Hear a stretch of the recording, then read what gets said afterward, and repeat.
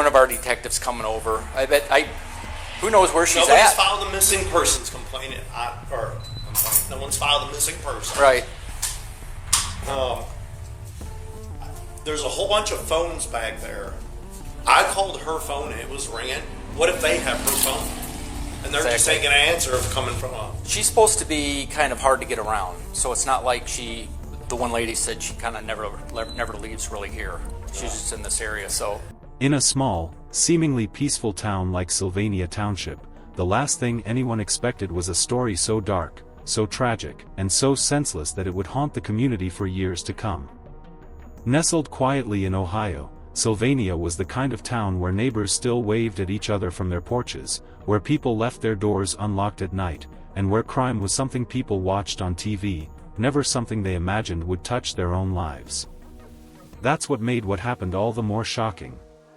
Nicole Jones was a name known to many in her neighborhood, not because she sought attention, but because of how generously she gave it to others. Is who the kid is. Okay. And he's 33. Yes. Had you ever seen her here? No. All right. So that's the girl that the 17-year-old that he's with. Okay. Who was the older gentleman then? That's him. That's the This is the target. This is the guy that's wanted by Wood County. Okay. She was a woman who had been through her share of storms in life, yet never let them define her. A single mother of 2 children, she worked tirelessly to provide for Caitlin and Jonathan, ensuring they always had a warm meal, a safe home, and above all, a mother who loved them beyond measure. To those who knew her, Nicole was selfless to a fault. She was the type of person who would give you the coat off her back without hesitation. Whether it was helping a struggling neighbor, volunteering for school events, or simply being the friend who always answered the phone at 2 a.m., Nicole was dependable, loyal, and full of empathy. Life hadn't been easy for her, far from it. But instead of growing bitter, she became a source of strength for those around her. Nicole's love for her children was unwavering. Caitlin, a bright and thoughtful teenager, shared her mother's kindness, while young Jonathan, full of energy and curiosity, adored his mother with that innocent, unshakable bond only young children possess. Together, the 3 of them had built a life rooted in love, resilience, and quiet perseverance. But love can be blinding.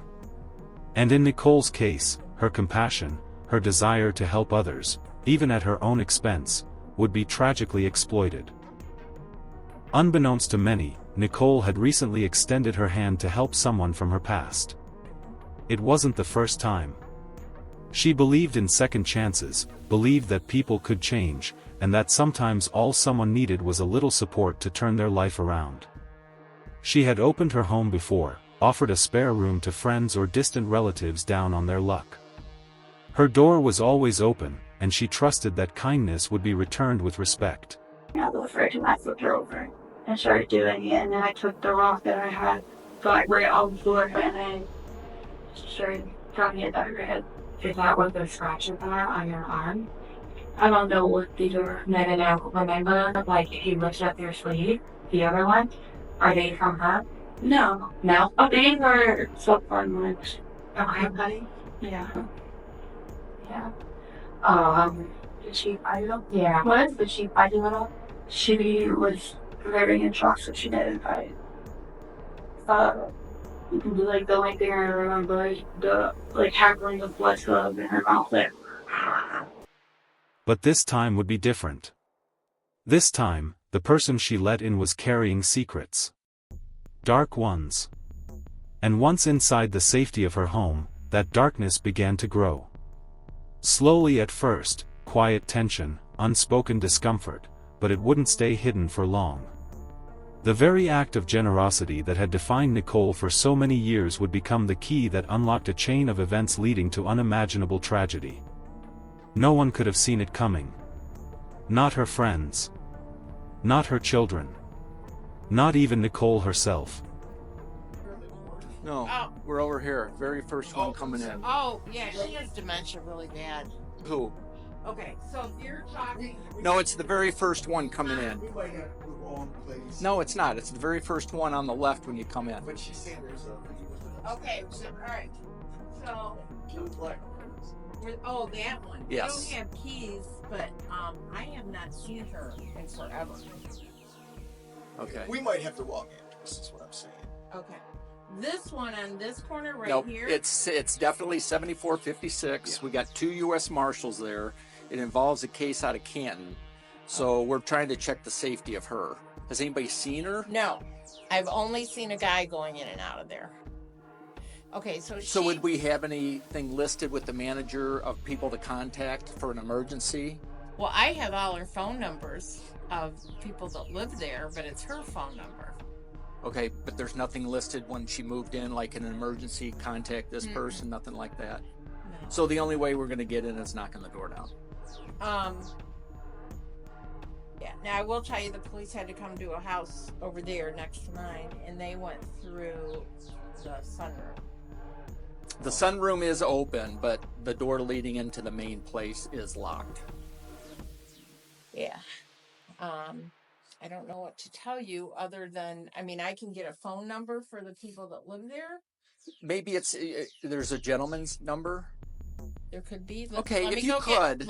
I live around the corner, so let me go get it. I Okay. don't want to lock myself out. And do you think this one person you've never seen, does her Well, neighbor know her? I've seen her. I have not seen her in a long time. Let me put it that way. Okay. Nicole was gone. The house was oddly clean, too clean. Her son was missing. Her car, too. And Caitlin... And by the time the town of Sylvania realized what was happening behind the walls of Nicole's modest home, it would already be too late. Because sometimes, the people we trust the most, are the ones we should fear. No one could have imagined how quickly things would unravel. Nicole's life came to an end in the most horrific way possible, at the hands of those she loved and trusted most. It was a betrayal so profound that even the seasoned detectives assigned to the case were left shaken. Caitlin, her own 17-year-old daughter, was the one who ultimately ended Nicole's life. But this wasn't just the story of a daughter turning on her mother in a single, tragic moment. It was the result of something far more sinister, a twisted web of manipulation, influence, and emotional decay that had been building for weeks, maybe even months. The warning signs had been there, though subtle. Caitlin had started withdrawing from her usual routines. Her once warm demeanor had become distant, guarded. Nicole had confided in a close friend that her daughter had been acting strangely, spending more time with a new group of people, pushing boundaries, becoming defiant. Nicole wasn't overly alarmed, she chalked it up to typical teenage rebellion. But beneath the surface, something much darker was brewing. When Nicole first went missing, the community was puzzled. There were no obvious signs of foul play. Her car was still in the driveway. Her purse and phone were in the house. It was as if she had simply vanished into thin air. A missing person report was filed, but there was no immediate panic. Nicole had always been reliable, but people go off the grid sometimes, right? Maybe she needed a break. Maybe she just needed space. Days passed, and whispers began to spread. Concern turned into suspicion. What was once thought to be a brief disappearance quickly became something far more alarming. Detectives began canvassing the area, speaking with friends, neighbors, and family members. It didn't take long for them to circle back to Caitlin. At first glance, she played the part of the worried daughter well, tears in her eyes, clutching photos of her mother, begging for answers. But there was something off. Caitlin's concern seemed rehearsed. Her grief felt calculated. Then came the inconsistencies. She told friends different stories about the last time she saw her mother. Her timeline kept shifting. One day she claimed Nicole had left to visit a friend. Another day, she said they had an argument and Nicole stormed out. When detectives began pressing her for details, Caitlin grew defensive. She fixated on bizarre theories, mumbling something about the dark web, insisting her mother had enemies online, that this was all some massive conspiracy no one else could understand. She was a nice mom, Caitlin told investigators during one of her early interviews, eyes red-rimmed but dry. She didn't deserve this. The words were flat, mechanical. And behind them, detectives could sense the faintest flicker of something far more chilling: guilt. Her answers didn't add up. The excuses were desperate, almost panicked. It was clear she was stalling. But for what? As investigators dug deeper, they began to uncover the layers of deceit and manipulation that had been hiding in plain sight. Text messages were recovered, search histories were analyzed, and slowly, a new picture of Caitlin emerged, one that was unrecognizable from the sweet, smiling teenager in family photos. A girl who had been influenced, radicalized, and emboldened by people Nicole had once allowed into her home. The tragedy of Nicole's death wasn't just that it happened, it was how it happened. It was the quiet breakdown of trust between a mother and her daughter. It was the manipulation that crept into a vulnerable household. And it was the unbearable truth that sometimes, the threat isn't a stranger at the door.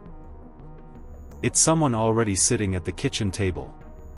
And the most horrifying part? The story was only beginning to unfold. The more detectives pressed Caitlin, the more her fragile story began to crack open. At first, she clung to the narrative of being framed. She insisted that someone had hacked into her accounts, someone trying to make her look guilty. But it didn't take long for those flimsy defenses to crumble under the weight of the mounting evidence. Investigators had already begun reconstructing the timeline of Nicole's disappearance, and what they found was both damning and disturbing. Forensics revealed blood stains in areas of the home that had clearly been cleaned in a hurry, poorly, sloppily. GPS data pulled from Caitlin's phone didn't support her alibis. In fact, it placed her at home during the window when Nicole was last seen. Even more incriminating were the digital footprints. Search histories detailing how to dispose of a body, how to delete location data, and even how long it takes for someone to die from strangulation. But the final blow came from others involved: fragments of conversations, text messages, and a few brave confessions that painted a chilling portrait of Caitlin's descent. She had not acted alone in planning. She had confided in others. And some of those people, whether out of fear or guilt, began cooperating with law enforcement. Faced with the undeniable truth, Caitlin's demeanor began to shift. Gone was the trembling, teary teenager who claimed to be confused and frightened. In her place was someone hollowed out, blank, distant, like a shadow of herself. As the truth cornered her, Caitlin finally broke. There was no outburst, no tears. Just a cold, flat recounting of the murder. She confessed in chilling detail how she had taken her mother's life. And it wasn't a sudden act of rage. It wasn't the heat of the moment. It was planned. Methodical. Intentional. Jonathan couldn't do it.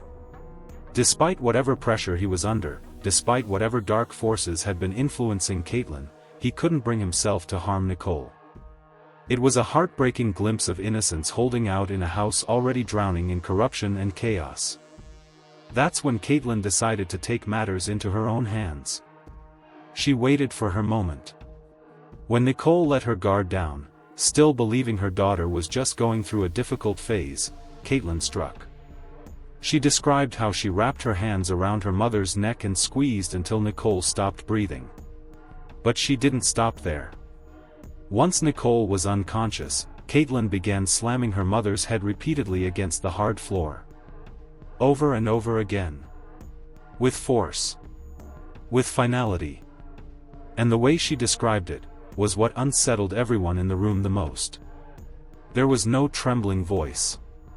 No remorseful reflection.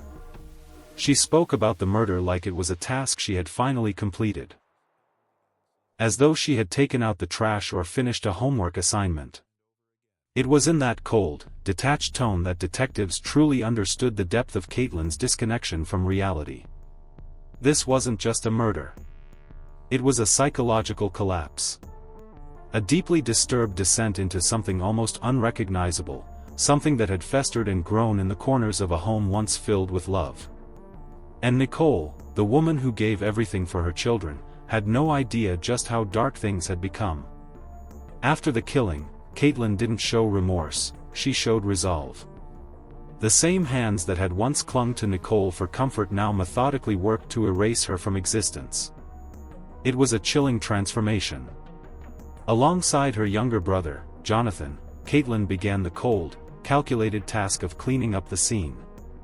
The two teenagers scoured the house for any trace of blood, fingerprints, or evidence that could point to the horror that had just occurred within those walls. They used bleach, wipes, and anything they could find under the kitchen sink, working in silence, in sync, as if the murder had been just another part of their routine. The most disturbing detail wasn't just the act itself, it was what came next. After cleaning, they dragged Nicole's lifeless body to the car, placing it in the trunk like luggage, like something burdensome to be gotten rid of. They then drove around for hours, even stopping for food at a local McDonald's. Surveillance footage would later show them calmly ordering meals, as if nothing was amiss, just two kids out for a late-night drive. But in the back of that vehicle, their mother's body lay still, discarded like an afterthought. Eventually, they found a dumpster behind an industrial lot and dumped Nicole's body inside. No ceremony. No final words. No hesitation. Just garbage bags and silence. Throughout her confession, Caitlin remained chillingly composed. She described each step of the murder and cleanup with a calm detachment. There was no trembling in her voice, no hint of regret. When asked about Jonathan, she admitted that he had trouble processing what had happened. But her concern wasn't for him, it was for the execution of the plan. She noted how he had hesitated, how his discomfort was more about losing the structure of his life than the woman who gave him that life. Jonathan's interview with detectives played out in a far different tone. At first, he tried to mirror his sister's early defense. He claimed ignorance, saying Nicole had just vanished. His answers were short, vague, and rehearsed. But when investigators revealed Caitlin had already confessed, down to every last horrifying detail, Jonathan cracked. His voice shook. His composure collapsed. In a quiet, broken tone, he admitted the truth: he hadn't killed his mother, but he had helped clean up. He had helped carry her body. He had helped dispose of her. And yes, they had gone to McDonald's. Yes, they had driven around. And yes, he had lied. Jonathan's confession painted a portrait of a boy trapped between fear, confusion, and a loyalty warped by manipulation. He wasn't the killer, but he wasn't innocent. And in the eyes of the law, complicity in a crime so brutal would come with a heavy price. As the investigation continued, something even more disturbing began to emerge. Caitlin's mind was a maze of fiction, fantasy, and deep-rooted delusion. In a final, bizarre twist, she confessed to killing someone else. She claimed that months earlier, she had been involved in a drive-by shooting in Arizona. A completely unrelated murder. One with no evidence, no victim, no record. Just Caitlin's word. Authorities were stunned. They investigated, combed through Arizona records, interviewed local law enforcement, but found nothing, no leads, no bodies, no witnesses. Just another lie in a growing list of fabrications. Whether it was a cry for attention, a calculated manipulation, or the symptom of deeper psychological unraveling, no one could be sure. What was clear, however, was that Caitlin was capable of creating entire narratives, and believing in them, right up until the moment they fell apart. A teenager who had once lived under the roof of love and stability had morphed into someone capable of the unthinkable. And now, the justice system had to decide what came next. Nicole's body was never found, and that fact alone haunted everyone who loved her. The absence of a proper burial, of final goodbyes, left a raw wound that could never fully close. For her family, friends, and neighbors, the grief wasn't just about losing Nicole, it was about losing her in the most unthinkable way, without closure, without answers, and without justice that felt complete. As the days turned into weeks, the search for Nicole's remains continued, but each fruitless effort only added to the heartbreak. It was as if Caitlin and Jonathan had erased her from existence, her voice silenced, her presence wiped away, her body discarded like she never mattered. And yet, she had mattered. Deeply. The emotional toll on Nicole's loved ones was compounded by the horror of the facts that came to light. Her murder wasn't random. It wasn't the act of a stranger or an intruder. It was calculated. Planned. Carried out by the very people she had spent her life protecting. Even more disturbing was the suggestion that Nicole's murder wasn't just rooted in teen rebellion or mental health issues, it was connected to something far more sinister. Investigators uncovered a web of manipulation and obsession that hinted at a twisted love triangle, one that revolved around Caitlin and a female classmate. Text messages recovered from Caitlin's phone painted a disturbing picture of emotional dependency, jealousy, and growing hatred toward Nicole. In Caitlin's mind, Nicole was the enemy. The obstacle. The one person standing in the way of her toxic relationship. And so, Nicole had to be removed, not argued with, not avoided, but eliminated. Caitlin's obsession had turned lethal. It was a narrative almost too dark to believe. A teenager so consumed by her own fantasies and rage that she murdered her own mother just to maintain control over a crumbling, codependent relationship. It was a case that shocked the most hardened detectives. Not because of the violence, they had seen violence before, but because of the betrayal. Nicole Jones was not just a mother. She was a provider, a listener, a constant presence in her children's lives. She wasn't perfect, no one is, but she was patient. She was forgiving. She had done everything she could to give Caitlin and Jonathan a better life, even when it came at the expense of her own happiness. And that, in the end, was the tragic irony. Nicole's generosity, her boundless love, was the very thing that made her vulnerable. As the community reeled from the details of the case, frustration with the justice system grew. Nicole had been missing for days before law enforcement took real action. Her family, already drowning in grief, publicly criticized the delayed response. If she had been found sooner, maybe we'd have something to bury, her sister tearfully told reporters. Maybe we wouldn't be left with nightmares instead of memories. Neighbors described Nicole as warm, helpful, and selfless, a woman who never hesitated to lend a hand, who showed up for school events, community meetings, and charity drives. The same people now stood in front of news cameras, holding vigils and lighting candles in her memory, unable to wrap their minds around how such a person could meet such a brutal end. There was no playbook for this kind of grief. How could a mother's love turn into a death sentence? One neighbor asked aloud during a candlelight vigil. No one had an answer. Because in the story of Nicole Jones, there were no satisfying conclusions. Only pain. Only betrayal. And only the hope that the truth, though devastating, might one day lead to healing. In the courtroom, the trial of Caitlin and Jonathan Jones quickly evolved from a criminal proceeding into a full-blown media circus. Cameras lined the courthouse steps. News anchors analyzed every twist and turn. True crime enthusiasts flooded online forums, trading theories, dissecting every word of the confessions, and asking the same haunting question: how could two children do this to their own mother? Inside the courtroom, the atmosphere was tense, emotionally charged, and at times, surreal. The prosecution painted Caitlin as a cold, calculating killer, someone who, despite being just 17, had the manipulative mind of someone far older. They described how she had orchestrated the murder over several days, tested the boundaries of her brother's loyalty, and eventually executed the crime herself when Jonathan couldn't go through with it. The courtroom heard Caitlin's confession, monotone, almost emotionless, where she described strangling Nicole and smashing her head against the ground.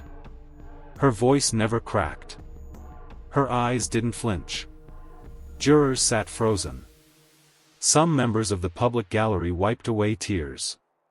Others turned their heads in disbelief. Caitlin's complete detachment from the horror of her actions left many shaken to their core. Despite her age, the court agreed to try Caitlin as an adult. The nature of the crime was simply too savage, too deliberate. She faced charges of aggravated murder, tampering with evidence, and abuse of a corpse, each one carrying heavy sentencing guidelines.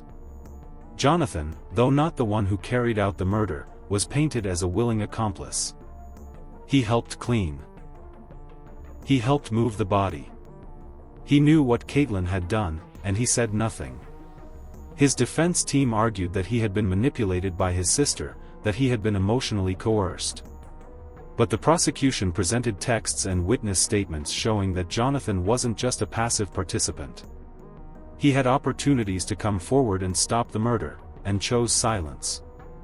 At first, both Caitlin and Jonathan pleaded not guilty.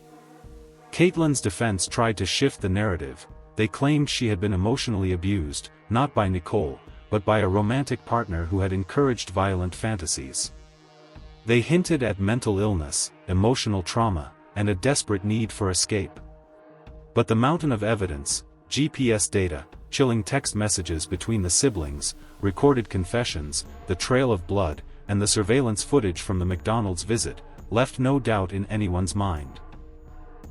Eventually, perhaps sensing that a trial would only end with a harsher sentence, Caitlin changed her plea to no contest.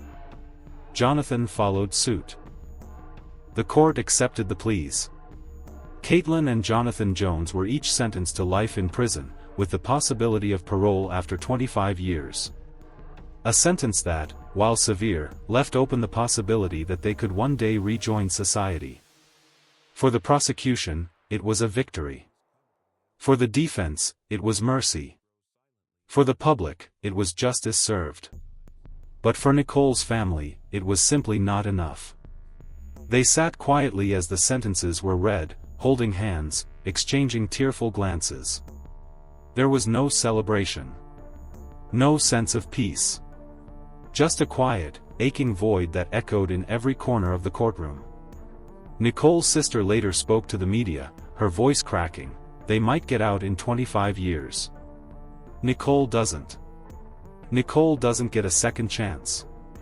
The courtroom emptied, but the weight of the trial lingered. It wasn't just about the verdict. It was about what the community had lost. A mother. A friend. A light extinguished by those she loved the most. And while the legal chapter had closed, the emotional toll was just beginning to settle in. The case of Caitlin Coons and Jonathan Jones raised difficult questions, questions that claw at the very core of what it means to love, trust, and protect the ones closest to us. What happens when a child, someone born from your body, someone you've raised, nurtured, and cherished, becomes the architect of your destruction? How do we as a society grapple with that level of betrayal? Is it possible to find justice in a situation so twisted and heartbreaking? And perhaps the most disturbing question of all, can evil truly exist within those we love?